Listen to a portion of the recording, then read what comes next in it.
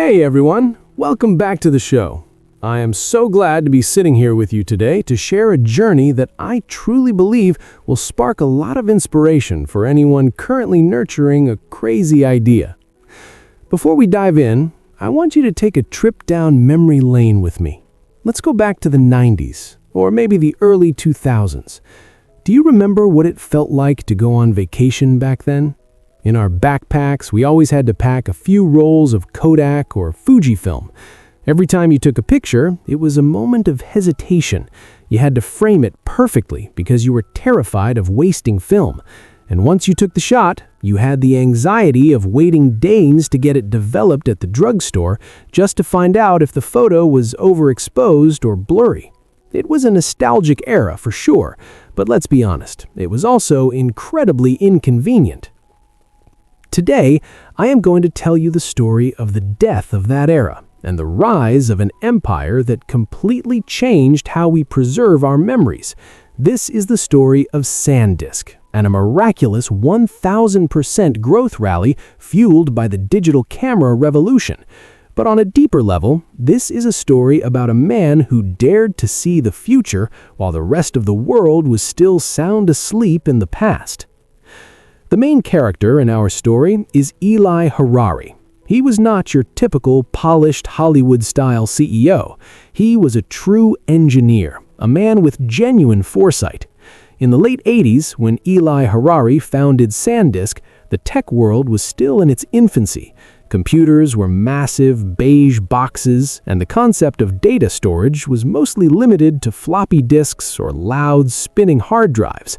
At that time, Eli Harari had an idea that many people thought was absolute madness. He wanted to create a type of digital film.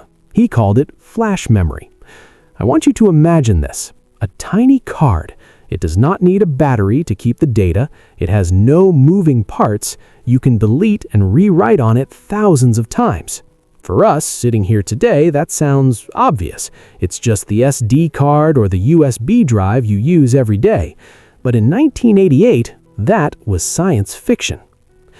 The biggest challenge for Harari back then wasn't just the engineering, it was the cost. To make just 1 megabyte of flash memory cost thousands of dollars. You did not hear me wrong. Thousands of dollars for a storage capacity that today could not even hold a single low-quality MP3 song. Who was going to buy that? Investors looked at him with skepticism. They told him, "Eli, this is a cute idea, but let's get real. Spinning hard drives are dirt cheap.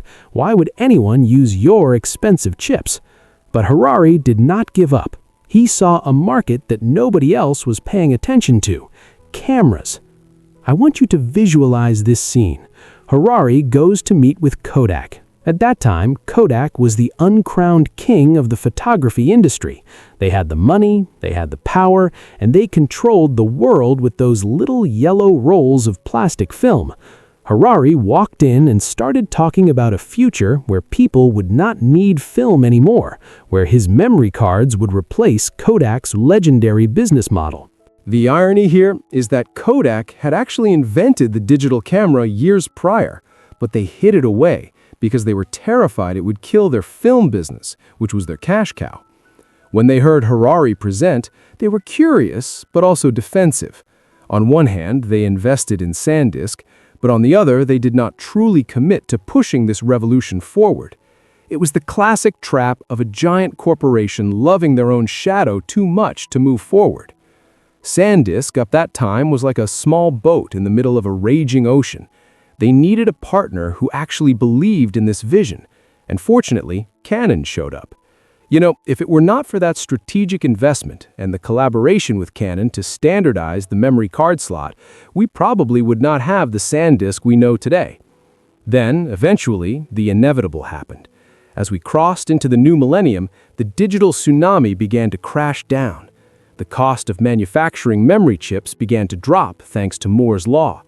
The first digital cameras for everyday consumers started hitting the shelves. Sony, Canon, Nikon, they all jumped into the race. And this is exactly where the magic happened. Consumers realized the freedom that digital cameras offered. Did you take a bad shot? Delete it. Take it again. No money wasted on film, no money wasted on developing photos, and most importantly, they needed a place to store those photos. Suddenly, that SanDisk memory card went from being a luxury item to an absolute necessity. It was like selling water in the desert. Anyone who bought a camera had to buy a memory card. SanDisk's sales exploded.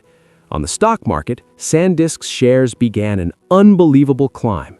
From a modest price, it doubled, then tripled, then went up 10 times. That is the 1,000% rally that the headlines talk about. Investors who had once laughed at Harari were now tripping over themselves to buy SanDisk stock. Just imagine for a second, if you had put $10,000 into SanDisk at the beginning, just a few years later, you would have had a fortune in your hands. But the beauty of this story does not just lie in the financial profit, it lies in the victory of vision.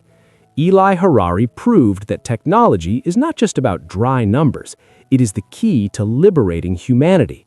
He liberated us from plastic film, allowing us to keep thousands of moments on a tiny card the size of a fingernail. There's a very interesting detail during this period of hot growth. That was the format war. Back then, there were many different types of memory cards competing fiercely. Sony had the memory stick, Olympus had the XD card, but SanDisk, along with its partners, pushed for the SD card format. And as you can see today, the SD card became the global standard. That is a priceless lesson about not just creating a good product, but knowing how to create an ecosystem and a standard for the entire industry. The story of SanDisk continued later with the birth of the smartphone, but that initial boost from digital cameras was the rocket fuel that launched them to new heights, turning them into a billion-dollar brand that was eventually acquired by Western Digital for billions. So, through the story of SanDisk and Eli Harari, what can we everyday people learn for ourselves? I want to share with you 3 lessons that I value the most so you can apply them to your own life.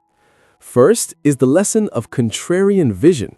When Harari talked about memory cards replacing film, everyone said it was too expensive and nobody would buy it. When you have an idea or a plan that is rejected by those around you because it has never been done before, do not get discouraged too quickly. Ask yourself this: in 5 or 10 years, will this become normal?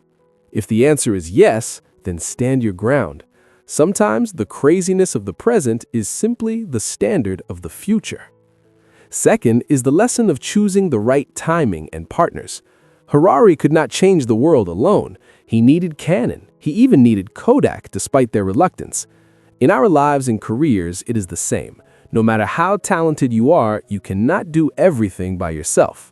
Look for teammates. Look for partners who can compensate for your weaknesses. Do not try to be a lonely island.